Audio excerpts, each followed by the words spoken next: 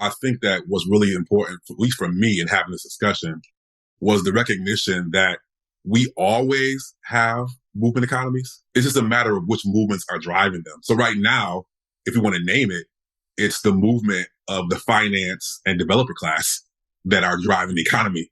But in naming that, we can also articulate that there are other approaches to social movements that can drive how we envision, coordinate, distribute, make sense of economic systems. So having said that, I do believe and I do confirm a movement economy. My vision is economic systems rooted in social movements that I understand, that have an understanding about controlling the means of production, a decommodification of all life and living, the idea of deploying economic resources from the bottom up, from below, community driven, however you want to call it, versus profit driven, the idea of democratically discussed and needs-based versus privatized and expert-based, more explicit progressive tax rates. I mean, many of us probably already know that all the way up to the 1980s, our highest tax rate was at 70% for the wealthiest. So things like that, worker run and controlled shop floors, what some people call syndicalism in the past, through collective bargaining, tenant controlled housing, community land trusts, consumer cooperatives.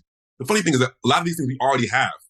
But the reason why they are not as effective is because they're not grounded or shaped by a broader political system of people's control over wealth accumulation and distribution. And that's the problem.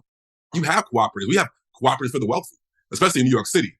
And so the point is, are these frameworks, are these approaches to redistributive wealth and economic transformation, are they grounded in a broader political system of people's control over wages, wealth, and living?